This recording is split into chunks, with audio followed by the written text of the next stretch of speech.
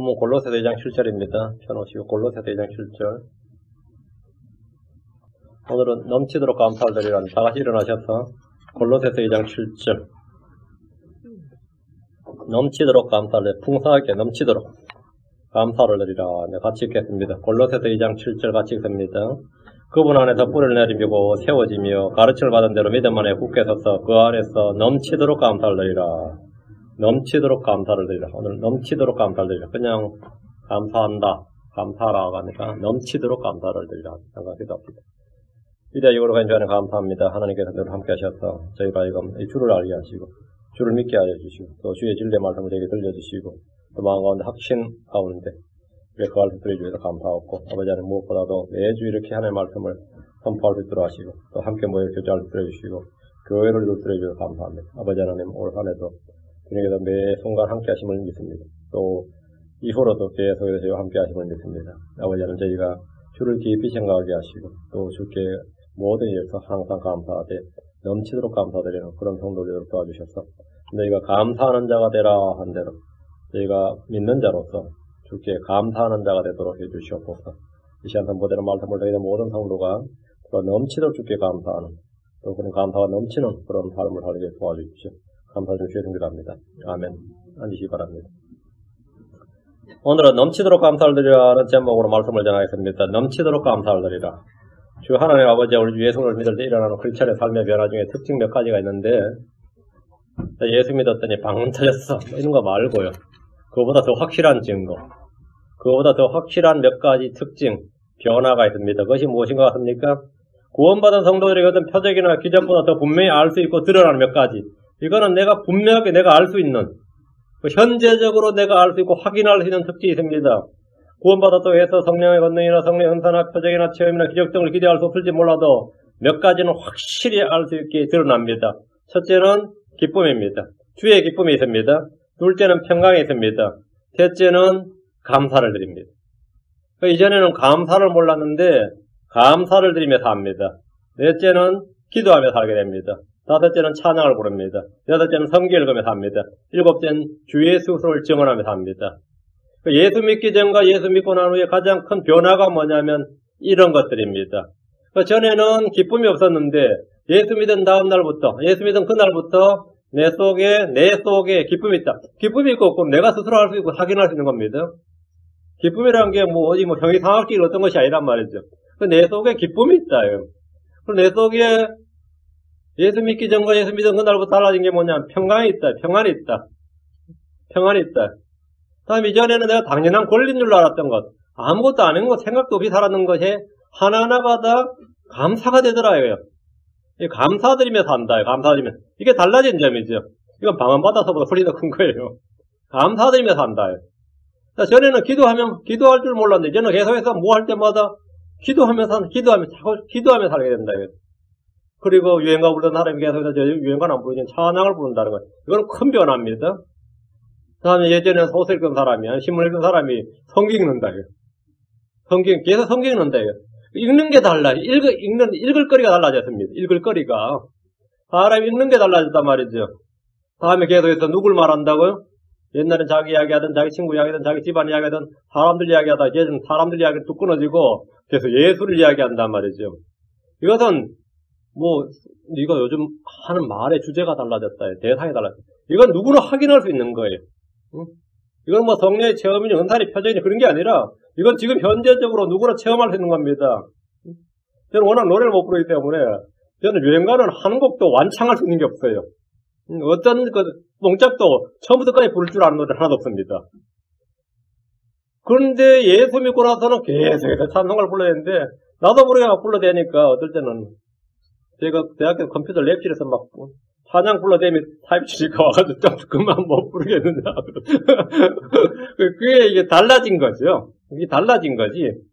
작업하다 보면 나도 모르게 찬양 계속 부르면서 이렇게 막 하게 된단 말이에요. 이게 확실히 달라진 거죠. 그리고 이제 가방에서 끄집내면 전공서적 끄집어내지 않고 성경 끄집어내고, 그죠? 성경 끄집어내서 읽는다면, 성경 틈나면, 그죠? 그 옆에 누구 앉으면 예수를 증언한단 말이에요. 이건 주님 믿기 전에 상상도 하지 못했던 일입니다. 상상도 하지 못했고 할 수도 없었던 일이죠. 예수를 믿고 난 후에 생긴 변화 중에 가장 큰 변화는 누구에게나 때렸든지 못 얻든지 그분을 전하고자 하는 마음이 있다는 거예요. 그분을 전하고자 하는 마음이 있대요. 어떤 이는 예수 믿은 증거를 구합니다. 내가 예수 믿고 구원받은 증거를 구합니다. 교회를 다니지만 구원받은 확신이 없는 사람들이나 자기 안에 성령이 있다는 증거가 없는 분들은 뭔가 놀라운 표적이나 신비적 체험이나 느낌이나 뭘 구합니다.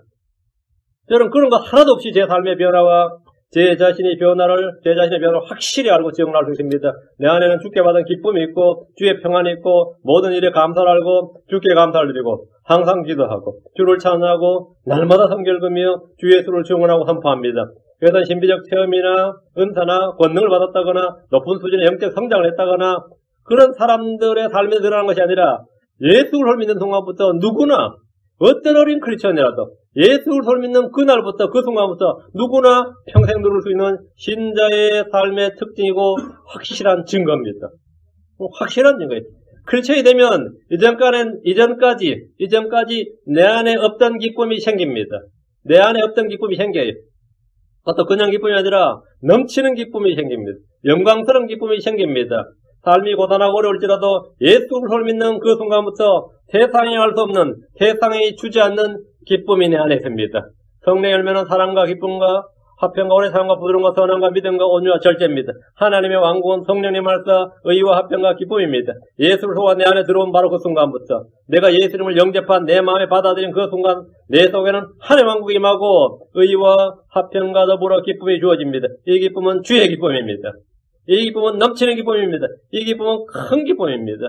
복음은 큰 기쁨의 좋은 소식입니다. 주의 말씀은 기쁨을 주는 말씀입니다. 주께서 말씀하시기를 요한복음 15장 11절에 내가 너에게 이 일들을 말한 것은 내 기쁨이 너희 안에 머물러 있어 너희 기쁨이 충만하게 하라미니라. 우리의 기쁨의 출처는 근원은 뭐냐? 내 기쁨이 예수 그리스도의 기쁨, 그 주의 기쁨이다. 주의 기쁨이 너희에게 있어. 너희 안에 머물러 있어. 어떤 일이 잘 되고 안 되고 해서 기쁘고 안 기쁘고 그게 아니라 일일비하는 게 아니라 예수 믿고 나서 예수의 기쁨이 내 안에 있어서 내 기쁨이 충만하게 됐단 말이에요. 크리스천들은 그 속에 큰 기쁨, 넘치는 기쁨, 영광스러운 기쁨, 충만한 기쁨이 있는 사람들입니다. 예수 믿고 나서 그날부터 내가 얼마나 기뻤던지, 뭐가 그렇게 기뻤는지 몰라요. 하나님 계속 기뻤어요. 예수 믿고 난 후에 제 안에 찾아온 첫 번째 변화가 뭐냐? 여러분 예수 믿고 나서 처음에 찾은 증거가 뭐냐면 기쁨이 있다 해요. 기쁨이 있다. 요즘 뭔 일로 굉장히 좋아하는 것 같네, 이제. 하여튼 기쁨이 있대. 근데 예수 믿었다, 이거예요.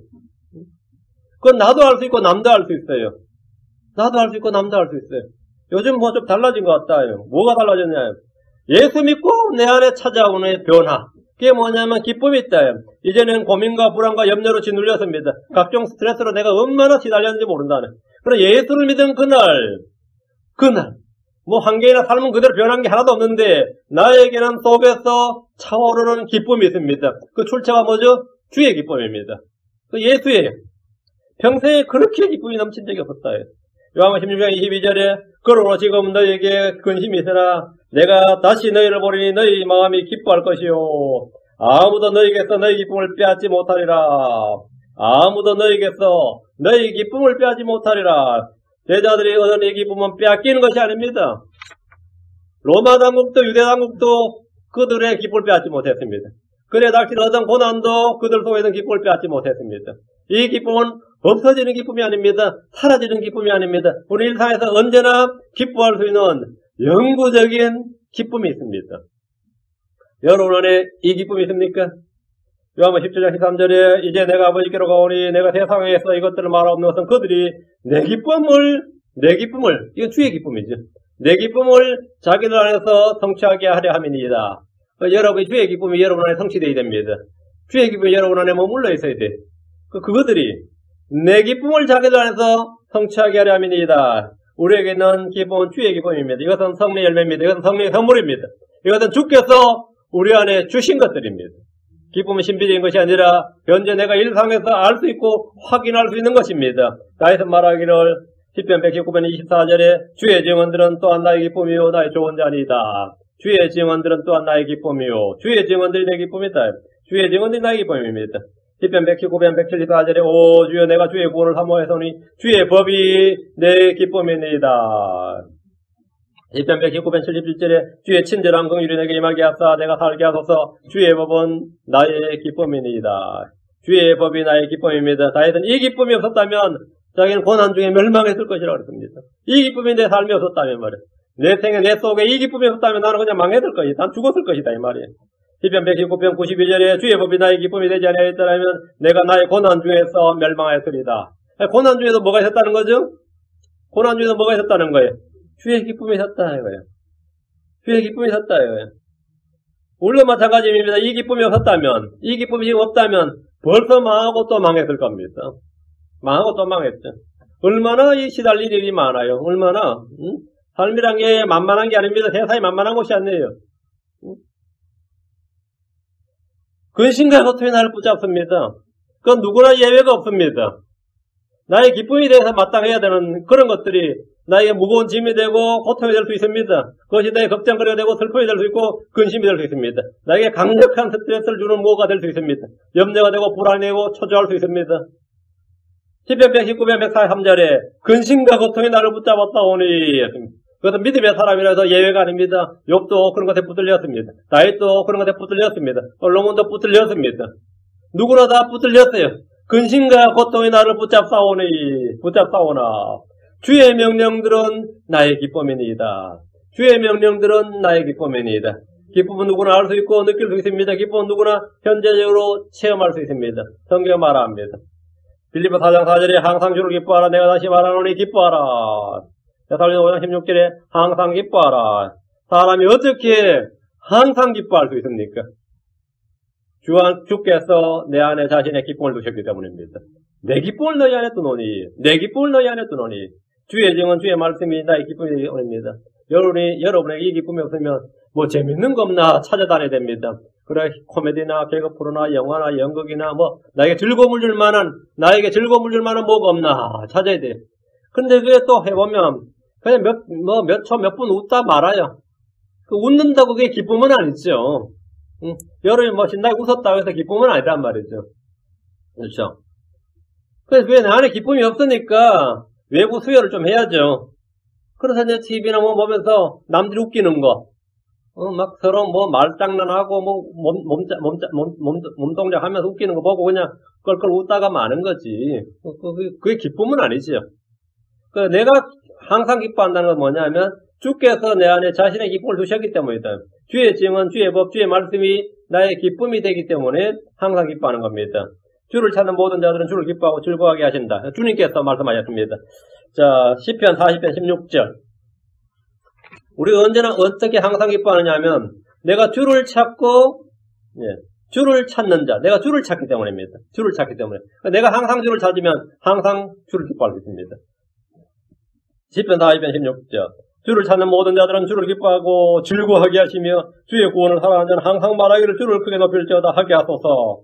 주를 찾는 모든 자들은 주를 기뻐하고 즐거워하게 하시며 주를 찾는 자들은 주께서 어떻게 한다고요? 기뻐하게 하고 즐거워하게 하신다. 주를 찾는 자들은. 주를 신뢰하는 모든 자들은 주께서 보호하시기 때문입니다. 시편 잘못 찾는지 모르겠어요. 시편 5편 11절. 시편 5편 11절. 예. 그러나 주를 신뢰하는 모든 자들은 기뻐하며 주께서 그들을 보호하시고 인해 항상 기뻐 외치게 하소서. 항상 기뻐 외치게 하소서. 주를 신뢰하는 모든 자들은 기뻐하며 주를 신뢰하는 모든 자들은 기뻐하며 항상 기뻐 외치게 하소서. 주의 이름을 사랑하는 자들도 주를 기뻐하게 하소서. 여러분이 주를 신뢰하고 주를 사랑하면 항상 기뻐한다. 항상 기뻐하게 하소서. 주의 사역이죠. 요한복음 16장 24절. 우리가 주 예수님의 이름으로 기도하면 우리가 그것을 기도한 것을 구한 것을 주께 받기 때문에 기쁨이 있습니다. 그것도 기쁨이 다 충만한다. 기쁨이 충만해진다. 요한복음 16장 24절에 요한복음 16장 24절에 지금까지는 너희가 내 이름으로 아무것도 구하지 않았으나 구하라. 그리하면 너희가 받으리니 이로써 너희 기쁨이 충만하리라. 다시 이로써 너희 기쁨이 충만하리라. 예. 그리고 우리가 항상 모두를 기뻐한다. 우리가 주의 이름으로 구하고 그것을 받기 때문입니다. 또 주께서 생명 행로를 내게 보이셨기 때문에 우리는 항상 기뻐할 수 있습니다. 시편 16편 11절, 사도행전 2장 28절, 9구절 거의 같은 구절입니다. 그런데 약간 바뀌어 있어요. 10편 16편 11절 주께서 생명 행로를 내게 보이셨나니 주께서 생명 행로를 내게 보이시니 생명의 길, 생명 행로 같은 말. 주께서 생명 행로를 내게 보이시니 주 앞에는 충만한 기쁨이 있고 주의 오른쪽에는 영원토록 즐거움이 있나이다. 주 앞에는 뭐가 있다고요? 충만한 기쁨이. 주 옆에는 오른쪽에는 영원토록 즐거움이 있나이다. 그러니까 주님께는 기쁨과 즐거움이 있단 말이죠. 주님은 자신의 얼굴로 내게 기쁨을 충만케 하십니다. 자, 요걸 그대로 기억해 놓으시고 사도행전 2장 28절. 사도행전 2장 28절. 주께서 생명의 길들을 내게 알려주었으니 이게 복음이죠? 예수를 보고 생명의 길이십니다. 그리고 복음이 생명의 길들이에요. 주께서 생명의 길들을 내게 알려주었으니 주의 얼굴로 내게 기쁨이 충만하게 하시리이다 하느니라. 주의 얼굴로 내게 기쁨이 충만하게 하시리이다. 우리 속에 기쁨을 드시고 주님께서 내게 기쁨을 주신다. 우리 속에 기쁨을 머물게 하시고 기쁨을 넘치게 하시고 충만케 하시는 분 주님입니다. 주님께서 생명의 길들을 내게 알려주시고 주의 얼굴로 내게 기쁨이 충만하게 하시리이다. 그건 주의 사역입니다. 우리 속에 일어난 주님의 사역이에요. 자, 우리가 주의 말씀을 발견하고 먹기 때문입니다. 주의 말씀들을 발견하고 먹기 때문입니다. 예레미야 15장 16절. 예레미야 15장 16절.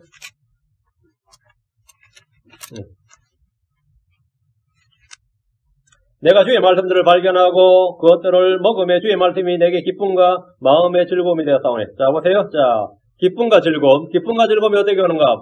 내가 주의 말씀들을 발견하고 그것들을 먹음에, 내가 주의 말씀들을 발견하고 그것들을 먹음에 주의 말씀이 내게 기쁨과 마음의 즐거움이 되어사오니 오 주 만군의 하나님이여 나는 주의 이름 불리나이다. 그래서 우리는 항상 기뻐하라. 항상 기뻐하라. 주를 기뻐하라. 우리는 주를 기뻐합니다. 항상 기뻐하란 말은 항상 희낙낙거리면서 웃으라는 말이 아닙니다. 아니라 항상 주를 기뻐하고 주의 기쁨을 얻고 누리라는 말입니다. 항상 주를 기뻐하고 주의 기쁨을 내 속에 성취하라는 겁니다. 시편 33편 1절에 오 의로운 자들아 너희는 주를 기뻐하라. 찬양하고 빠른 자들이 마땅히 행할 바로다. 또 시편 31편 4절에도 너는 또 주를 기뻐하라. 그분께서 내 마음에서 소원한 것들을 내게 주시리라. 항상 기뻐하는 주의 기쁨이 있는 삶. 그것이 크리스천의 삶입니다. 그것도 어떤 신비적인 체험이 아니라 일상에서 내 삶의 체험이에요. 일상에서 내 삶이 지금 내가 현재적으로 소유할 수 있는. 둘째 크리스천에게는 평강이 있습니다. 첫째 기쁨이 있고 다음에 뭐가 있다고요? 평강이 있습니다. 평강. 요한복음 14장 27절 16장 33절. 요한복음 14장 27절 16장 23절. 내가 너에게 평안을 남기노니 곧 나의 평안을 너에게 주노라. 세상에 주는 것과 달리 내가 너에게 주노니 너희는 마음에 근심하지도 말고 두려워하지도 말라. 내가 너에게 뭘 남긴다고? 평안을 남기노니 곧 나의 평안을 너에게 주노라. 나의 평안, my peace. 주님께서 자신의 기쁨을 우리 속에 두시고 자신의 평안을 우리에게 주십니다. 주님께서 자신의 구원을 우리 속에 두시고 자신의 생명을 우리 속에 두신 것처럼 자신의 평안을 주님 자신 나의 평안을 너에게 주노라. 그건 세상에 주는 것과 달리 내가 너에게 주노니 내가 너에게 주노니 주님이 우리에게 주신 겁니다. 주님이 우리에게 주는 거예요. 부모나 친구나 선생이나 형제들이나 어떤 사람이 우리에게 주는 것이 아니라 세상에 주는 것과 달리 내가 너에게 주노니 내가 너에게 주노니 주님께서 나의 평안을 너에게 주노라 하셨습니다. 이 평안은 절대 평안입니다. 이 평안은 절대 평안이에요. 이 평안은 사라지지 않고 깨어지지 않는 평안입니다. 죽을 때도 사라지죠. 몸이 죽을 때도 사라지지 않습니다. 몸이 불탈 때도 순교자들이 몸이 불탈 때도 이 평안이 깨어지지 않았어요. 이 평안은 환난 속에서도 누릴 수 있는 평안입니다. 16장 33절 너희에게 이 일들을 말한 것은 너희가 내 안에서 평안을 누리게 하려 함이니라. 너희가 내 안에서 평안을 누리게 하려 함이니라. 세상에서 너희가 환난을 당할 터이나 기운을 내라. 내가 세상을 이겨노라 하시니라. 성도들은 돈이 없고 능력이 없고 재주가 없고 운이 없고 뭐가 없다고 하소연해도 분명하게 가진 것 중 하나는 평강입니다. 내가 가진 게 없어요. 근데 내 속에는 주의 평강이 있습니다. 근데 내 속에 절대 평안이 있다 이거예요. 주의 평강이 있다. 하나님 내게 주신 평강이 있어요. 아무리 엄 속에서 나는 뭐가 있다고? 주님 주신 기쁨이 있다. 주께서는 자신의 평안을 주셨습니다. 하나님은 평강해 주시고 평강의 하나님이십니다. 성경을 통독하는 분에 하면 너에게 평강이 들지어다 하신 말씀. 이게 엄청나게 반복됩니다. 이 주의 음성을 계속해서 들을 수 있습니다. 터신터의 처음이나 마지막 부분은 은혜와 평강이 너에게 있기를 원하노라. 이것으로 시작되고 끝납니다. 은혜와 평강이 너에게 있길 원하노라. 은혜와 긍휼과 평강이 너에게 있길 원하노라. 뭐 항상 이렇게 시작하고 이렇게 끝이 납니다. 평강이 있는지 없는지는 누구나 스스로 알 수 있는 겁니다. 내게 평안이 있는지 없는지 남에게 물어볼 필요 없어요. 내게 스스로 알 수 있는 게 평안이 있다요. 우리는 속에서 불안해하지 않습니다. 초조해하지 않습니다. 근심하지 않고 염려하지 않습니다. 어떤 일에 불안해하지 않고 낙심하지 않습니다. 주께서 자신의 평안을 우리에게 주셨기 때문입니다. 자신의 평안을 우리에게 주셨기 때문입니다. 이건 완전 무게중심처럼 우리 속에서 우리를 다스려. 이 주의 평강이, 하나의 평강이 너희 마음을 다스리게 하라. 이 하나의 화평이 너희 마음을 다스리게 하라. 그래서 내가 다스려지는 겁니다. 그래서 어떤 일에도 여동치 않는 겁니다. 어떤 일에도 불안해하지 않는 거예요. 들어보면은 진짜 황당하고 깜짝 놀라야 되고 신경쇠약 걸릴 정도 일들이 많이 있죠.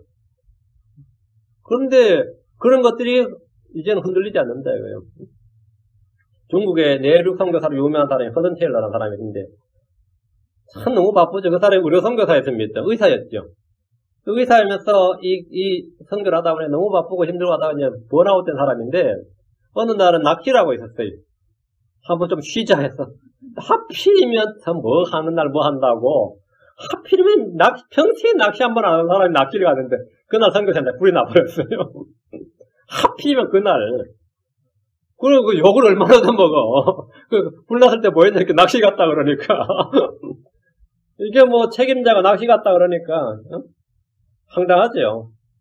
낚시하고 있는데 지금 불 났다고 난리 치니까 그냥 타게 놔두라. 지금 내가 간다고 뭐 어떡하겠냐고. 응? 그냥 탈 거 다 타게 놔두고 그냥 낚시나게 타자고. 옛날 같으면 그 자리에서 울고 불고 했을 거예요. 그 자리에서 울고 불고 했을 거예요. 그러니까 이걸 속에 뭐가 있어야 되냐. 절대 평강이 있어야 됩니다. 절대 평강. 절대 평강이란 건 뭐냐. 성경 표현으로는 확실한 평안, 큰 평안, 완전한 평강입니다. 확실한. 왜 싸우고 다투는 것 같습니까? 마음에 기쁨이 없습니다. 마음에 평안이 없어요. 그냥 다 크리스천의 흉내만 내는 사람들이 지금 교회 와서 종교 생활하기 때문에 그렇게 다투고 싸우는 거예요. 우리는 어떤 환경에서도 주의 평안을 누려야 됩니다. 확실한 평안, 큰 평안, 완전한 평강입니다. 우리가 평안을 누린 것은 고난이 전혀 없거나 어떤 사건, 사고가 전혀 없거나 모든 일이 생각대로 잘 풀리기 때문에 평안을 누린 게 아닙니다. 우리가 평안을 누린 것은 성격 문제나 성격이 너무 낙천적이고 긍정적 사고로 무자했기 때문이 아닙니다. 우리가 환난 가운데서 평강을 누린 것은 종교적 수레이나 부동심의 경지에 이르렀기 때문이 아닙니다. 우리는 평범한 크리스천들입니다. 우리는 세상에 어떤 여러 사람들과 똑같은 그런 오히려 그들보다 못한 사람들입니다. 그럼 우리가 어떻게 평강을 누린 겁니까? 어떻게 평강을 누리냐 이거. 주 예수님께서 우리의 화평이시기 때문입니다. 에베소서 14절에 그분은 그리스도는 우리의 화평이시니라. 그분은 우리의 화평이시니라. 그분이 우리의 평강입니다. 그분이 우리의 평안이에요. 주께서 자신의 평안을 우리에게 주셨기 때문입니다. 요한복음 14장 21절에 내가 너에게 평안을 남겨놓으리고 나의 평안을 너에게 주노라. 나의 평안을 너에게 주노라. 우리가 평안을 누리는 것은 주의 복을 사랑하기 때문입니다. 시편 119편 165절에 주의 복을 사랑한 자들에게는 큰 평안이 있나니 아무도 그들을 실족하게 하지 못하리이다. 주의 복을 사랑한 자들에게는 뭐가 있다고? 주의 복을 사랑한 자들에게는 큰 평안이 있나니. 다시 뭐라고요? 큰 평안이 있나니. 주의 복을 사랑한 자들에게는 큰 평안이 있나니 아무도 그들을 실족하게 하지 못하리이다. 아무것도 그들을 실족하게 못합니다. 파산이 왔든지 아니면 질병이 왔든지 사고가 났든지 재난이 닥쳤든지 아무것도 그들을 실족하게 하지 못하리이다. 자, 우리가 평안을 누린 것은 생각을 주께 고정시키기 때문입니다. 이사야 26장 3절에 주께서는 생각을 주께 고정시킨 자를 완전한 평강으로 지키시리니 이는 그가 주를 신뢰하기 때문입니다. 완전한 평강으로 그를 지킨다. 완전한 평강으로. 여러분 어떤 일에 놀라거나 충격받지 않습니다. 그건 잠깐 놀랐다가도 금방 원상복귀가 되죠. 놀랄 일은 있으면 놀라지 왜 안 놀라겠어요. 근데 금방 평강으로 뭐라고 하냐고 잠잠해집니다. 평강으로. 왜? 생각을 주께 고정시키기 때문입니다. 주의 복을 하라하기 때문입니다. 주께서 주신 평강을 내가 가지고 있기 때문입니다. 주님 자신이 우리의 화평이기 때문입니다. 또 우리가 평강을 누린 것은 주에게서 가르침을 받기 때문입니다. 주님께서 마태복음 11장 29절에 너희 위에 내 멍에를 메고 내게 배우라. 그리하면 너희가 너희 혼을 위한 안식을 찾으리니 하셨습니다. 이 안식이 혼의 평안입니다. 우리가 주께 배우면 주에게 가르침을 받으면 평강을 누리게 됩니다. 이사야 54장 13절엔 또 내 모든 자녀들이 주에게 가르침을 받으리니 주에게 가르침을 받으리니 내 자녀들이 누릴 평강이 크리라.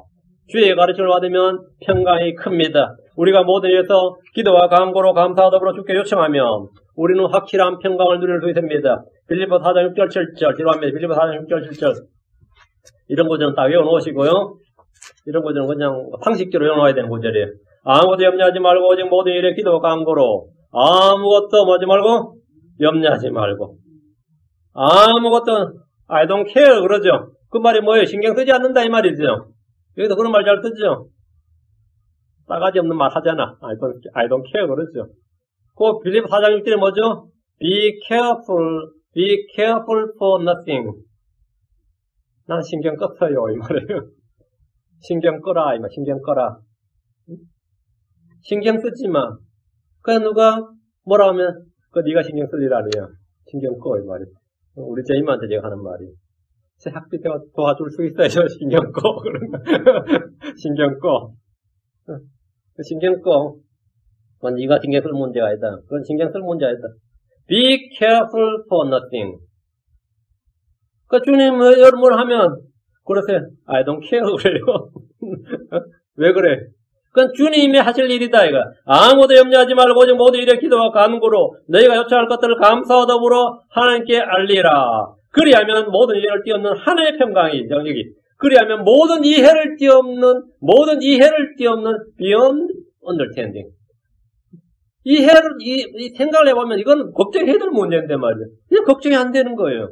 불안해할 게 마땅한데 불안해야 된다. 어때? 모든 이해를 뛰어넘는 하나님의 평강이 그리고 예수님을 통해 너희 마음과 생각을 지키시리라. 모든 이해를 뛰어넘는 하나님의 평강이. 하나님의 평강은 우리의 모든 지식과 이해를 뛰어넘습니다. 그 평강이 뭐라고요? 너희 마음과 생각을 지키시라. 너희 마음과 생각을 지키시라. 아이고, 어떻게 될지, 앞으로 어떻게 될지 모른다. 그럼 모르겠는데, 나도 몰라. 그래, 하여튼 내 속에는 기쁨과 평강이 있어요. 지금 여러분은 이 평강이 있습니까? 우리 은사주의자들과는 어떤 신비적 은사들이나 신비적 체험이나 능력이나 표적이나 환상을 구하지 않습니다. 그러나 주께서 주신 기쁨과 주께서 주신 평안은 언제나 내 안에 충만해야 됩니다. 방언은 줄줄줄 할 줄 아는데 평안 없대요. 방언은 잘 할 줄 아는데 내 안에 기쁨이 없어. 그건 아무것도 아니지. 그건 아무것도 아니지. 대체 내가 예수를 믿고 나서 변화된 완전한 변화가 된 게 하나 달라진 게 뭐냐? 감사를 드리면서 한다. 밥 먹으면서 감사합니다 그러잖아요. 옛날에 우리 밥 먹을 때 감사합니다 했어요. 응? 뭐 잘 먹겠습니다 할지 몰라도 잘 먹었습니다 했지. 근데 밥 먹기 전에 우리는 뭐 감사를 드리면 무슨 감사를 드리며 전에는 당연한 권리인 줄로 알았던 것들이 어느덧 무척이나 감사할 줄 알게 된 사람이 되었다면 그것은 변화해진 겁니다. 그것은 변화해진 거예요. 전에는 내가 불평불만했던 것들이 그것이 지금은 내가 불평불만이 아니라 뭐라고요? 감사하다. 응? 어떤 사람들 아무것도 아닌 문제를 가지고 열등감을 가지고 있어요. 남들은 신경도 안 쓰는데, 남들은 뭐 신경도 안 쓰는데, 자기 혼자. 우리가 일상에서 누리던 평범한 것들이 자연스러운 것이나 당연한 것이 아니라 주께서 주신 것이라는 생각이 딱 들고 감사하는 마음이 생겼다면 여러분은 변화를 받은 겁니다. 전에는 이것이 분명히 내게 치명적인 약점이었고 남한테 끄집어내게 말하기도 싫은 것들이 아니면 이거는 나한테 이거는 아픔, 상처야. 이건 나의 아픔이야. 근데 그것이 내게 이제 아무렇지도 않은 게 아니라 얘는 뭐 자랑거리가 됐다. 그럼 변화해진 겁니다. 크리스천은 먹고 마시는 것, 일어나고 눕는 것, 자유롭게 숨을 쉬는 것에도 감사를 알고 감사하는 사람입니다. 내가 이렇게 걸을 수 있다는 게 이게 엄청 감사한 일입니다. 이거는 양로병원 한 번만 가보세요. 걸을 수 있다는 게 얼마나 감사한 일인지 알아요. 내 손가락으로 내가 밥을 넣고 소화시킬 수 있다는 거 엄청난 일입니다. 엄청난 거. 혼자 화장실을 갈 수 있고 앉아서 일어날 수 있다. 이거 엄청난 일이에요. 엄청 감사한 일입니다. 내가 전에 뭐 젊을 땐 돈 잘 벌고, 뭐 이런데, 혼자 걸을 수 있어? 그러면 어때요? 난 지금 걸을 수 있어. 누가 더 나은 삶이야? 난 젊을 때 완전히 엉망을 살았는데, 지금 나 아직 걸을 수 있어. 누가 더 나은 거예요? 그러니까 여러분이 자유롭게 숨을 쉴 수 있다는 거. 자유롭게 숨 못 쉬는 사람 많습니다. 코에 뭐 달고 다니잖아요. 감사를 안다는 것은 받은 은혜를 안다는 거예요. 이 감사를 안다는 것이, 감사할 줄 안다는 것은 뭐냐면 은혜가 은혜인 줄 알게 된다는 겁니다. 성경 말로 에베소 5장 10절, 데살로니가서 4장 5장 18절, 두 구절. 에베소 5장 10절. 모든 일로 인해 우리 주 예수 그리스도 이름으로 항상 아버지 하나님께 감사하고, 모든 일로 인해, for all things. 모든 일로, 이게 말이 돼요? 모든 일로 인해 우리 주 예수 그리스도 이름으로 항상 아버지 하나님께 감사하라. 모든 일로 인해 항상. 아버지 하나님께 감사를 드리는 일은 크리스천들의 삶의 가장 큰 특징이고 내 안에 일어난 변화입니다. 모든 일로 인해. 홍수가 나서 집이 무너졌는데 어때요? 화재가 나서 집이 불탔는데 감사합니다 아버지. 어떨 것 같아요? 보람 같아요? 양목이 될 것 같아요? 상당히 필요한 것 같습니까? 모든 일로 인해 항상 아버지 하나님께 감사를 드린다. 근데 이건 말이 안 되는 것 같습니다. 교회 갔다가 집에 도둑이 들었어요. 교회 가다. 저 집 교회 간다. 저 집 일요일날 다 교회 간다. 오후 한 4시까지 안 들어온다. 집에 도둑이 들었어요. 수련회 다녀오는데 교통사고 나고, 새벽기도 다녀오다가 강도를 만나 병원에 실려가는 일이 있습니다. 성도들에게 닥치는 일 중에 별별 일이 다 많습니다. 시험과 고난과 한나라 말할 필요도 없고, 남의 이야기인 줄로 말했던 일들이 내게도 일어납니다. 사별이나 이혼이나 파산이나 사고나 실직이나 가족 간의 불화나 교회에서의 불화 등 별별 일이 많이 일어납니다. 나는 나름 열심히 주를 섬겼는데 왜 일어나는 일들 하나같이 이 불신자들 가정에서만 일어나야 될 법한 일들이 내게도 일어납니다. 우리가 당한 모든 시험은 공통적인 시험입니다. 공통적인 시험이에요. 우리에게만 독특한 것이 아니라 모든 사람들이 다 일어나는 일들입니다. 우리에게 예외로 벗어나지 않습니다. 그런데 그런 모든 일로 인해서 우리 주 예수 그리스도 이름으로 항상 아버지 하나님께 감사하는 것이 크리스천들입니다. 감사하는 자가 됐다. 감사하는 그런 모든 일들로 인해서, 그 모든 일들로 인해서 우리 주 예수 그리스도 이름으로 항상 아버지 하나님께 감사하라. 전에 어떤 불신자 남편과 살다 아주머니가 있었는데, 약수동 살 때 이런데, 남편은 마누라가 교회 가는 것이 너무 싫어요. 근데 이 부인은 제가 봐도 너무 열심히 해요. 저도 크리스천이었지만 또 그렇게 열심히 분은 평생에 몇몇 안 되는 분. 근데 그분은 입에 늘 신세한탄이에요. 신세한탄. 그게 매일 싸워. 부부 싸움이 매일, 우리는 하루도 그냥 안 싸웠나고 하면 우리 이상했어. 오늘 안 싸웠냐고 그럴 정도로. 응? 이 남은 맨날 지독히 담배를 피우는 데다가 늘 술에 취해 들어와서는 또 집에서 술탕 사차리하고 거기다 주사가 좀 있어가지고 욕설 내대면 집안 엉마로 만들어 놓고 했습니다. 남편의 구원을 위해서 변화를 해서 아무리 기도해도 구역 예배 드리고 친한 사람 불러다 예배 드리고 남의 집 와서 기도하고 별짓을 해도 남편은 요만큼도 변화될 기미도 안 보였어요. 그러니까 아무리 기도해도 안 되니까 또 시험 들죠. 하나님 언제까지 제가 이 모양이 꼴로 살아야 됩니까? 이렇게. 이게 이제 기도하는데 하나님 언제까지 제가 이 모양이 꼴로 살아야 됩니까? 불평이 저절로 터져나오게 하는 거예요. 그런데 갑자기 이제 불평하며 기도하는데 머릿속에 번뜩 지나가는 소리가 감사함으로 기도하라. 이게 이제 생각이 나요. 감사함으로 기도하라. Pray with thanksgiving. 그러니까 기도할 때는 언제나 뭐가 필요하다고요? 감사와 더불어. 그러니까 황당하게 갑자기 기도하다가 막 불평하고 있는데 그런 말이 탁 생각나니까 어떻게 기도해야 될지 난감해서 하나님 좌우지간 감사합니다. 뭐 감사할 게 있어야 감사를 할 거 아니에요. 하나님 좌우지간 감사합니다. 이렇게 한마디 해놓고 다시 이제 기도를 시작하려고 하다 보니까 생각보다 감사할 게 좀 많다는, 이건 이제 영감이, 주님의 영이 임한 거예요. 그래서 남편이 술 취해서 와가지고 밖에서 술 먹고 와서 집에서 해장하다 또 술상 차리게 하는 이런 논팽이다, 논팽이. 근데 뭘 감사하겠어요? 그래서 술 취해서 길에서 자빠지지 않고 용케도 집에까지 찾아오니까 내가 밖에 나 찾으러 다닐 놈 다는 것하고, 그래도 경찰서 가거나 병원 가서 데려오지 않는다는 게 엄청난 거지. 집에는 어쨌든 용케 찾아오는 거야. 응? 그게 걔보다 나은 거지. 그렇잖아요. 집까지 찾아온다. 술 취해서 집까지 찾아오는 게 보통 일이 아니에요. 그 대단한 능력입니다.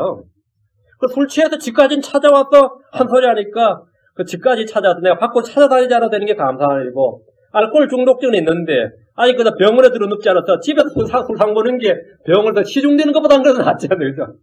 병원에서 투발되는 것보다 그래도 집에서 불상 차는 게 낫지 않느냐. 그러니까 그게 좀 감사한 일이고, 주말엔 술에 취해서 늦잠을 자다 보니까 교회 편하게 갈게 할 수, 안 일어나니까, 교회 편하게 왔다 갔다 할 수 있고, 그것도 감사한 일이고, 생각보다 감사할 일이 많더라는 거죠. 응?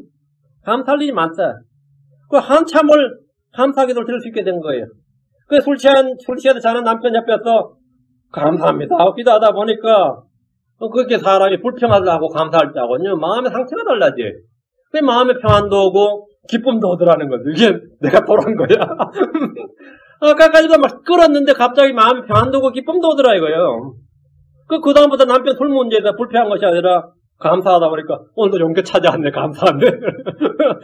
또 술상 차려 그러니까 그것도 뭐 병원에서 시중 드는 것보다 자빠져서 병원에서 시중 드는 것보다는 술상 차리는 게 낫지 싶어서 이러다 보니까 남편이 더 놀라는 거예요. 왜 놀란 거예요? 자기는 그대로죠. 전에처럼 똑같은데 마누라가 변한 거예요. 네가 좀 변한 것 같아 그래. 그래서 당신 맨날 술 취하다 한 거 보니까 내가 좀 감사하다 보니까 변했다고 이 감정을 내서 그의 남편이 얼마나 술주정부의 남편이 변화받았어. 그럼 다음 주에 같이 교회 가보자. 그러더라니까. 다음 주에는 같이 교회 가보자. 이 부인이 10년 동안 그렇게 구역 예배 기도하고 함께 기도하고 교회 기도 제목대로 기도하고 혼자 금식 기도하고 별짓 다 해도 안 되던 기도가 감사하기도 하고 내 변화되니까 그냥 한 번에 그냥 딱 되는구나. 10년 동안 기도해도 안 되던 게 말이죠. 하나님께 감사와 더불어 기도했더니 그냥 한 번 해도 한 번에 되는구나. 모든 일에서 항상 감사하는 것이 주의 뜻이고 명령입니다. 데살로니가 5장 18절입니다. 데살로니가 5장 18절. 모든 일에서 감사하라. 그것이 그래서 예수님께서 너희에 대한 하나님의 뜻이니라. 모든 일에서 in everything 모든 일 가운데서 감사하라는 말씀대로 우리 어떤 일 가운데서 감사를 시킵니다. 한국에서 가장 유명한 목사님 중에 한 명이 손양호 목사죠. 굉장히 유명한 목사님입니다. 두 아들 잃었는데 지리산 빨치산 애들이에요. 그게 하다가 걔들한테 예수 믿으라고 하다가 오히려 자기 아들 둘이 장남과 차남이 죽었는데 장례 집전을 아버지가 했어요. 성도를 다 모아놓고 기도를 하는데, 장례 기도를 하는데, 이 기도가 아주 멋있었어요. 이 기도 아주 유명한 기도입니다. 하나님 아버지, 나 같은 죄인에게서 순교자의 자식이 나오게 하셔서 감사합니다. 3남 3녀 중에 장남과 차남을 주께 바치게 해주셔서 감사합니다. 하나들도 아니고 두 아들을 순교로 인해 감사합니다. 예수 믿다 죽어도 큰 복이라 하거든요. 전도하다 총살당했으니까 하나님 감사합니다. 두 아들 미국 유학 가려고 준비했는데 미국보다 더 좋은 천국으로 데려가 주셔서 감사합니다. 이렇게 기도를 한참 그렇게 기도를 했습니다. 근데 끝까지 계속 감사합니다 하니까 듣는 사람이 더 어땠겠어요? 장례식장에서 듣는 사람이 이렇게 계속해서 감사를 쏟아내며 기도를 했습니다. 왜? 모든 일 속에서 감사하는 겁니다. 모든 일 속에서 감사해. 믿음의 사람들은 모두 감사의 사람들이었습니다. 감사할 수 없다면 좌우지간 감사합니다. 좌우지간 감사합니다. 응? 그것도 안 되면 차라리 침묵하는 것이 낫습니다. 불평은 죄악입니다. 성경 말하기를 골로새 10장 10절에 또한 그들 가운데서 어떤 자들이 불평하다 파멸시키는 자에게 멸망을 당했으니 너희는 그들과 같이 불평하지 말라. 불평하다가 파멸당했다. 불평하다가. 빌립보서 2장 14절에 모든 일을 불평이나 시비가 없이 할지니라. 우리는 감사하는 자들이지 불평하는 자들이 아닙니다. 형제자매님들이 교회에서나 모임에서 또는 어디에서라도 서로 불평하지 않도록 해야 됩니다. 사람은 다 성격이 다르고 생각이 다르고 일하는 방법이 다르고 다른 것은 불평거리가 아닙니다. 불평거리가 아니에요. 사람은 모두 다른 것이 정상입니다. 나와 다르다는 것이 불평거리가 될 수 없습니다. 나는 추운데 어떤 애는 덥다며 에어컨 켜자 그럽니다. 어떤 사람은 바람이 찬데 덥다며 창을 엽니다. 참 짜증나지. 나는 차가서 지금 좀 덮었으면 싶은데 어휴 덥나 창을 활짝 열어요. 응? 어떤 사람 조용히 기도하고 싶은데 조용히 기도하는 건 맛이 안 난다. 통째로 부르짖자 그래요. 부르짖자 그래요. 어떤 사람은 보이지 않게 섬기는 것이 진정한 섬기를 하는데 어떤 사람은 앞에 나서 본을 보여주려고 그럽니다. 모두가 다릅니다. 다른 것은 판단거리도 아니고 불평할 일도 아닙니다. 모든 일에 감사합니다. 모든 일에서 감사해야 됩니다. 나와 다르다는 것이 불평거리가 될 수가 없습니다. 외전 4장 9절에 형제들아 서로 불평하지 말라. 그리하여 너희가 정죄를 받지 아니하리라.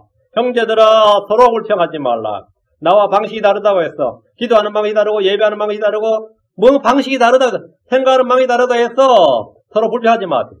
섬기는 방식이 달라도 불평하지 마세요. 그리하여 너희가 정죄를 받지 아니하리라.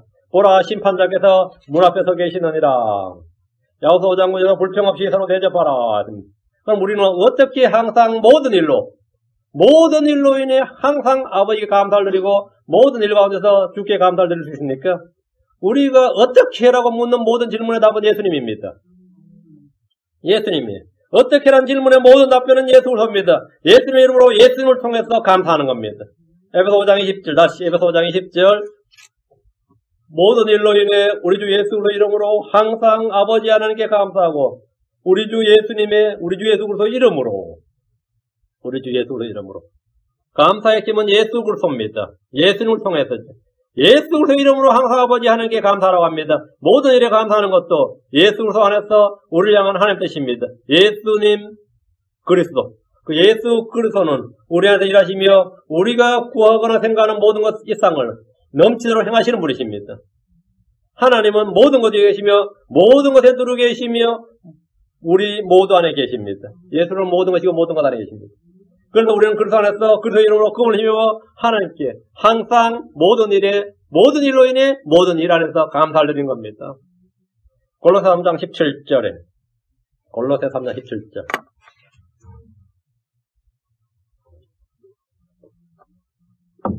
또 너희가 말이나 행위로나 무엇을 하든지 모든 것을 우리 주 예수님의 이름으로 하고 우리 주 예수님의 이름을 하며 그분을 힘입어 하나님 곧 아버지께 감사를 드리라.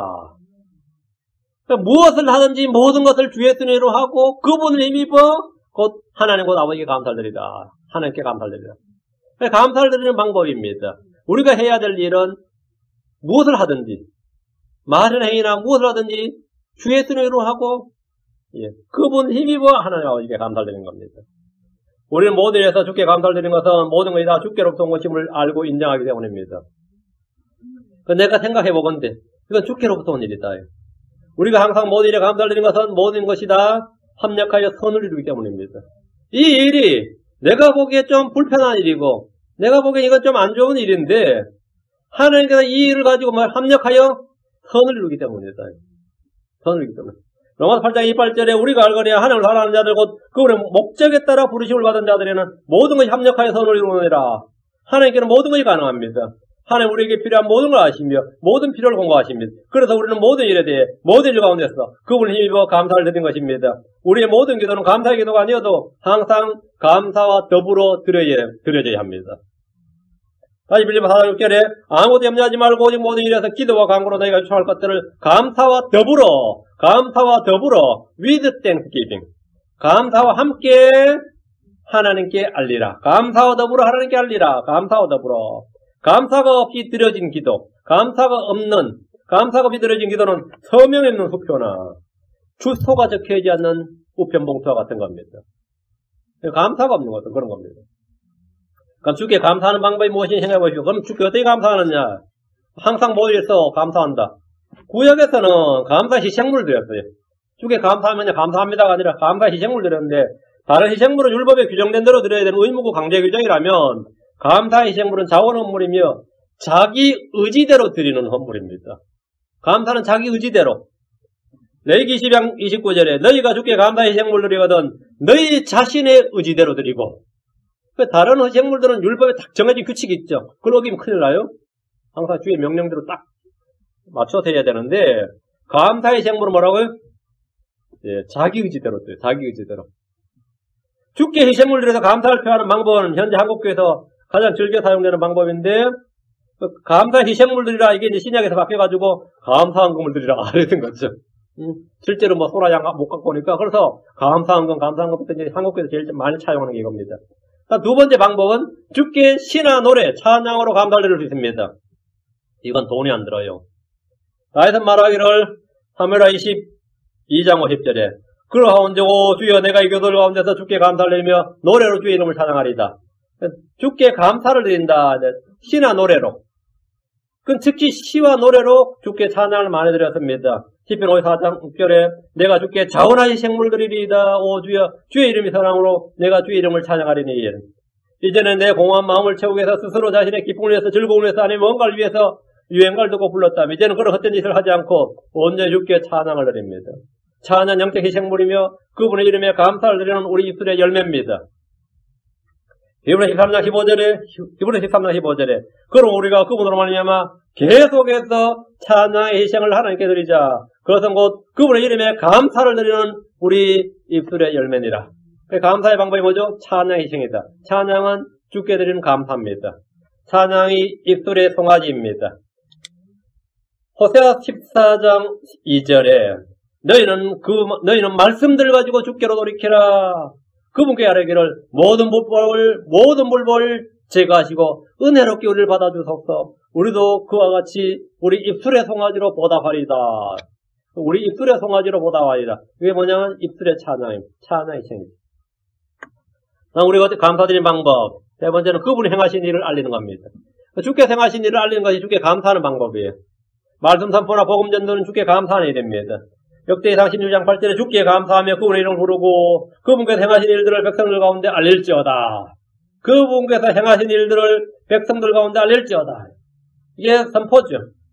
시편 26편 7절에 이로써 감사의 목소리로 주의 놀라운 모든 일들을 널리 알리고 말하리이다. 감사의 목소리로 주의 놀라운 모든 일들을 널리 알리고 말하리다. 여러분이 복음을 전한 것은 주께 감사하는 일입니다. 다음에 다이렉트로 감사하는 게 그냥 기도로 감사하는 거예요. 기도로. 감사 기도를 드린 거죠. 기도하며 감사를 드리는 것이 가장 일반적인 감사의 표현 방법입니다. 다니엘은 하루 3번씩 기도를 드렸는데 모두 감사 기도였어요. 하루 3번을 기도를 했는데 그게 감사 기도였다고. 다니엘 6장 10절에 그러자 다니엘은 그 조서에 도장이 찍힌 것을 알고도 자기 집에 들어가 자기 방에서 예루살렘을 향하여 창문을 열고 전에 하던 대로 평소 규칙대로 습관대로 전에 하던 대로 하루에 3번씩 무릎을 꿇고 기도하며 자기 하나님 앞에서 감사를 드리더라. 하루에 3번씩 무릎을 꿇고 기도하며 자기 하나님 앞에 감사를 드리더라. 제 친구 중에 믿음 좋은 형제가 하나 있었어요. 이거면 내가 소식이 끊어졌었는데 길이 갈라졌었는데 한참 소식 못 들었는데 이 말씀 듣고 내가 자기 평소에 하루에 3번씩 기도를 해야겠다 마음 먹고 기도를 했는데 쉽지 않더랍니다. 그 친구 말이 나한테 한 간증에 따르면 그럼 하루에 3번씩 어떻게 했냐 했더니만 어제 행하면 쉽고 어떻게 모르겠죠. 꾸준히 계속 하는 게 쉽지 않더랍니다. 그리고 그 사람은 신문지 한 장을 늘 이렇게 둘둘 말아서 갖고 다녔어요.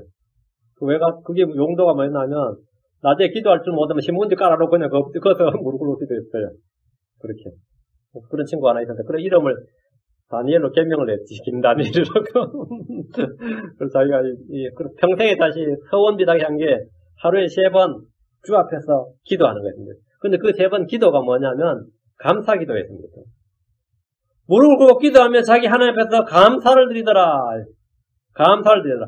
감사의 목소리를, 즉 감사의 기도를 하는 것은 성도들의 의무고 특권입니다.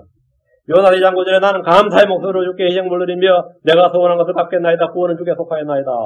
요나는 감사의 목소리로 주께 희생물 드리겠다고 했는데 우리는 항상 모든 일에 그러해야 됩니다. 다음 우리가 주께 감사를 드리는 방법이 있습니다. 이것도 아주 쉬운 방법인데 말을 하는 겁니다. 감사의 말을 하는 겁니다. 감사의 말은 뭐죠? 감사합니다 하는 거예요. 감사합니다. 감사합니다 말은 그냥 인사말이 아니라 성경의 교리고 명례입니다. 에베소 5장 4절에 또한 추잡한 것이나 어리석은 이야기나 희롱하는 말로 적합하지 아니하니 하지 말고 그런 말을 하지 말라고 하지 말고 오히려 감사하는 말을 하라. 하지 말아야 될 말이 있고 해야 될 말이 있는데 하지 말아야 될 말, 불평하는 말, 비방하는 말, 욕설은 성도들에게 적합하지 않습니다. 하지 말고 헛된 말, 거짓말은 뭐 더 말할 필요도 없는 겁니다. 추잡한 것, 어리석은 것, 희롱하는 것 적합하지 않습니다. 하지 말고 그런 말 하지 말고 감사하는 말을 하라. 말은 마음에 가득한 것이 입으로 나오는 겁니다. 말은 마음에 가득한 것이 나오는 거예요. 감사하라. 감사하는 말은 감사하는 마음, 감사하는 생각이 있어야 됩니다. 이 감사한다, 땡스, 땡. 이건 think에서 나온 말입니다. 그것도 파생된 말입니다. 주의 일, 주의 말씀, 주의 성품, 주의 이름을 생각하면 주의 이름으로 감사할 수 있습니다. 생각하면 감사할 수 있어요. 그러니까 주를 생각하지 않고 주께 감사한다고 말이 안 된 거죠. 주의 일들, 주의 말씀, 주의 성품, 하여튼 주를 생각할 수 있다면 주께 감사할 수 있습니다. 내가 주께 감사합니다 하는 말은 뭐죠? 감사합니다 하는 말은 뭔가를 생각한 거예요. 뭔가를 생각한 거예요. 생각할 줄 안다 이거예요. 땡. 감사하다 이거죠. 주 예수를 깊이 생각하면 감사할 수 있습니다. 미국의 유명한 목사이자 부흥사였던 한 목사님 있는데 여러분이 다 아는 유명한 목사입니다. 이 사람이 시카고지. 설교를 한번 하면 저처럼 한 시간 정도 설교를 하면 말이죠. 문법과 어법이 너무 많이 틀려서 좀 이 식자층이 들을 때는 좀 답답해요. 설교의 말이 너무 틀리니까 문법과 이게 어법이 너무 틀리니까 어떤 분은 들어 체크를 하는데 목사님 이번 설교 좀 길게 하셨는데 200번 정도 틀렸습니다. 그러더라고요. 응? 근데 이분이 학력이 초등학교 졸업이 전부였습니다. 그러다 구두 수선하다가 목사 된 사람이 누군지 아시겠죠? D.L. 무디입니다. 그러니까 이분은 설교를 길게 하면 말이죠. 자신의 무학이 무식이 설교에서 다 나온다고 할 정도로 욕을 먹어. 근데 그분이 하는 말이 나의 이런 모습으로 이래 아무도 내 설교나 사역이 나의 지혜는 힘으로 된 것이라고 생각하지 않고 생각할 수 없으니 엄청 감사하다. 그 자신이 이게 그분의 높은 학력이나 식견에서 삶의 경륜에서 나온 설교가 아니라 이건 주의 그분 한 모든 주의 사역, 주의 능력, 주의 힘으로 나온 것이라는 걸 다 인정할 수밖에 없어. 그분이 그 능력이 없다는 걸 다 하는 거예요. 자신의 연약함으로 인해서 주님의 걷는것, 주님의 지혜와 주님의 신격이 온전히 드러난 것으로 인해서 늘 감사했습니다. 늘 감사했어요.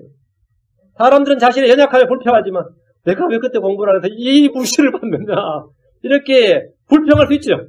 자신의 컴플렉스가 있고 약점일 수 있는데 어떤 사람이 그 약점이 컴플렉스가 됩니다.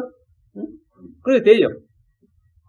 근데 그는 자신의 연약함으로 주님의 걷는것, 지혜가 온전히 드러난 것을 위해 감사했던 겁니다. 어떤 자매는 얼굴이 좀 못났어요. 주변 사람들이 다 그래도 수술 좀 하지 무슨 자신감으로 그렇게 다니냐고 이럴 정도야.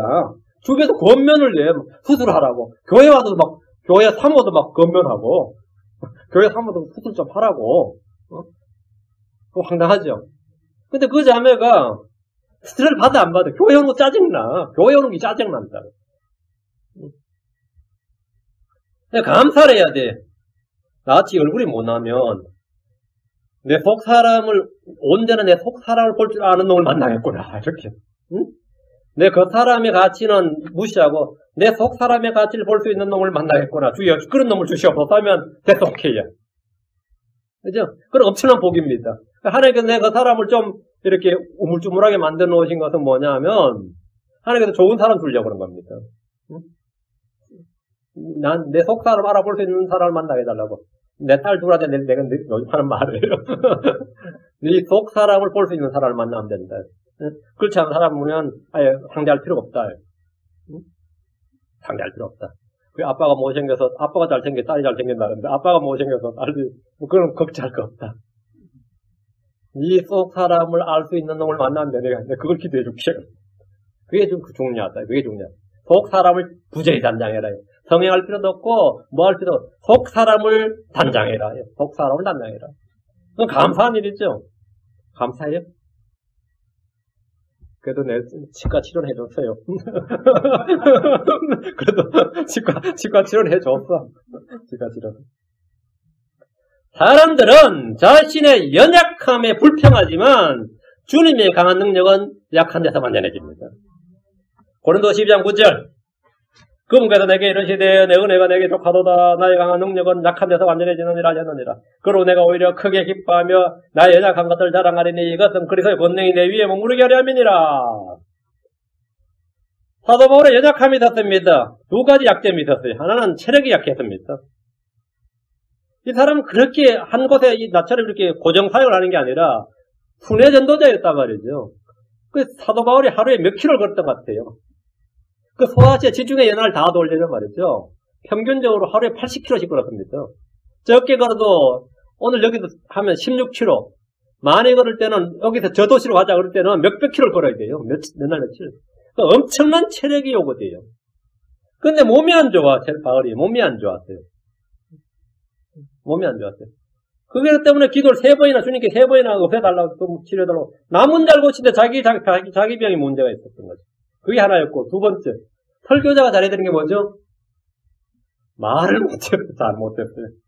그 바울의 뭐 로마서나 우리 글본 바울의 글이 얼마나 논리적이고 성경이죠. 그런데 그런 바울의 편지 읽었던 사람들이 바울의 글 읽었던 사람이 이제 바울 사도 우리 교회 우리 지역에 온다 하면 에이 학자할 사람, 교수할 사람이지, 글이나 쓸 사람이지, 설교할 사람 아니네 이런단 말이죠.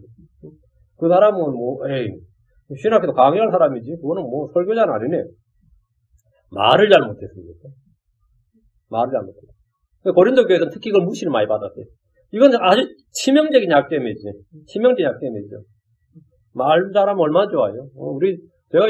제가 인터넷에서도 유명 목사 설교 들어보면 어찌 그리 말이 클리어하고 어찌 그리 말을 잘하는지 몰라. 내가 들어와도. 내 말 들어보면 완전히 이게 완전 엉망이지. 새로 들어야 돼. 뭐라 그랬지? 한 번 듣고 또 들어야 된다고. 오죽해서 내 원고를 다 주겠어요. 잘못 들을까 자막을 다 넣자, 자막을. 누가 자막 넣어요? 자막 넣는 목사 누가 있어? 잘못 들을까 자막을 다 넣는다고. 그렇죠. 바울 사도가 이 말에 약했습니다. 그의 글에는 힘이 있으나 말은 형편없다 그러죠. 말은 형편없다. 근데 바울 사도가 그런 지금 하는 말이 뭐예요? 예. 나의 연약함 가운데서 말이에요. 나의 연약함 가운데서. 나는 나의 강한 능력은 약한 데서 완전해지냐. 그게 하나의 말씀이에요. 하나의 바울에게 한 말이에요. 나의 강한 능력은 약한 데서 완전해지느니라 하셨느니라. 그러므로 내가 오히려 크게 기뻐하며 나의 연약한 것들을 자랑하리니. 저는 컴플렉스였어요.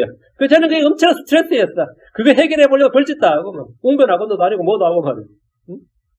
그래서 그게 아니고 이제는 뭐 자랑거리가 됐어요. 이것은 그리스도의 권능이 내 위에 머무르게 하려면이라. 연약함은 약점 불평거리가 아니라 자랑거리가 됐다. 이게 감사거리가 됐다 이 말입니다. 감사하게 됐다. 이것이 뭐냐? 여러분의 성령의 어떤 은사를 받는 것보다 더 중요한 뭐냐? 성령의 열매입니다.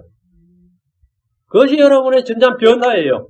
우리는 모든 일에서 항상 하나님께 감사를 드리고 감사하는 자가 되어야 됩니다. 골로새 2장 7절, 3장 15절. 골로새 2장 7절, 3장 15절. 이게 참 약한 점이 감사한 점 맞아요. 내가 그렇지 않았으면 저는 무원고 설교했을 거야. 그렇다면 원고 하나도 안 남았어요. 그 발음이 엉망이고 하니까 원고를 다 남겨놨고 덕분에 그게 원고 남겨놓은 게 얼마나 다행이야. 그렇죠. 그게 감상에 맞지. 골로 2장 7절. 제가 안에 임플란트를 했는데 임플란트 주 목적이 뭐냐면 어금니 임플란트를 했는데 우리 집 사람이 임플란트 꼭 해가지고 이 어금니 한참 빠진 채 살았어요. 그 젓가락 입에 집어넣고 발음 연습하라고 임플란트 시켜준 거야. 근데 뭐 하고 나서 하나 젓가락 입에 넣고 발음 연습 좀 하라고 내가 발음 연습 좀 하라고. 그래가 내가 이제 핑계를 댄 게 안에 이가 없어서 못하는데 그래서 임플란트 하러 갔어요. 그랬더니 그 임플란트 하러 가는 그 임플란트 한 치과에 있다가 저 김찬대를 주는데 그러니까 감사하는 게 맞지. 모두 이제 감사하라 해요. 뭐 그러고 나서도 연습 안 해가지고 뭐 지금도 불만 많아요. 연극 배우나 영화 배우하는 사람, 그런 말에 탤런트들도 그렇게 발음 연습하고 난리치는데, 목사가 그렇게 연습하는 못 하냐는데, 말은 뭐 100번 맞는 말인데. 그냥 가만히 있지, 그때는. 그냥 가만히 있죠. 발음 연습해야지. 예. 자, 골로새서 2장 7절, 3장 15절. 골로 2장 7절. 그분 안에서 뿌리를 내리고 세워지며 가르침을 받은 대로 믿음 안에 굳게 서서 그 안에서 넘치도록 감사하리라. 여러분, 그 안에서 넘치도록 감사하리라. 그냥 항상 뭐지 감사하라. 넘치도록. 그냥 어쩔 수 없이 좌우지간 감사합니다. 아니라 넘치도록 감사하리라. 넘치도록 감사하리라. 우리는 무엇이든지 적당히 해서는 안 됩니다. 무엇을 하든지 죽게 하셔야 되고 넘치도록 해야 됩니다. 바울은 자신의 사역에 대해 넘치도록 수고하고 넘치도록 기뻐하고 힘에 넘치도록 자원하고 넘치도록 힘쓰고 넘치도록 기도하고 넘치도록 사랑을 베풀었고 주의 은혜 역시 넘치도록 풍성했다고 했습니다. 디모데 1장 14절에 우리 주의 은혜가 그리고 예수님 안에 있는 믿음과 사랑과 함께 넘치도록 풍성하였도다. 넘치도록 풍성하였도다. 맞죠? 주님은 인색 한 분이 아닙니다. 은혜가 풍성하신 분입니다. 긍휼이 풍성하십니다. 사랑을 넘치도록 부어주셨고 생수들을 넘치도록 하시고 은혜를 넘치도록 부어주십니다. 우리는 주께 감사할 뿐 아니라 넘치도록 드려야 됩니다. 우리는 믿는 자입니다. 믿는 자는 감사하는 자가 되어야 됩니다. 믿는 자가 불평하는 것을 올리지 않습니다. 믿는 자가 비방하는 자가 되는 것은 맞지 않습니다. 믿는 자는 감사하는 자가 되어야 됩니다. 골로 3장 15절. 하나님 앞에 있는 이 마음속에서 다스리게 하라. 너희도 그 화평에 이르도록, 화평이 평강평안이에요. 화평에 이르도록 한 몸 안에서 부르심을 받았으니 뭐라? 감사하는 자가 되라. 감사하는 자가 되라. 감사는 기도의 필수 요건입니다. 감사는 경배의 가장 중요한 희생물입니다. 시편 116편 17절에 내가 주께 감사의 희생물을 드리고 주의 이름을 부르리이다. 주께 감사의 희생물을 드리고 감사의 희생물. 여러분은 모든 일에 항상 넘치도록 감사하기 바랍니다. 우리 자신이 감사하는 자, 여러분 감사를 아는 자예요. 감사하는 자가 되라. 기도합시다. 위대하시고 간주하는 감사합니다. 저희가 참으로 우리 현실을 바라볼 때, 우리 자신을 바라볼 때, 또는 우리 일들, 주변 일들을 바라볼 때 근심하고 낙심하고 슬퍼하고 또 초조해하고 불안해하고 염려하는 일들이 있습니다. 전나신 줄 알았는데, 그러나 우리는 모든 일이 합력해서 선을 이룬다고 알고 모든 일이 주께서 나와서 주께로부터 비롯되고 주께서 컨트롤하시고 주께서 우리의 선을 위해서 이루신다는 걸 압니다. 아버지 하나님, 저희가 깊이 주님을 깊이 생각하고 주의 일을 생각하고 주의 말씀을 생각하면서 모든 일에서 항상 감사하는 자가 되게 하시고 넘치도록 감사를 드리는 자가 되게 하시고 아버지 하나님께서 은혜 베풀어 주셔서 저희가 무엇을 하든지 모든 일에서 정말 모든 일 가운데서 모든 일로 인해서 감사드린 자가 되도록 인도해 주셔서 감사의 희생물로 주님 앞에 늘 나아가도록 도와주셨소서. 사랑하는 아버지 하나님, 이 시간 이 말씀들은 모든 혼들에게 평생에 걸쳐서 주께 감사하는 그런 성도들로 도와주십시오. 감사드리겠습니다. 아멘. 상강 369장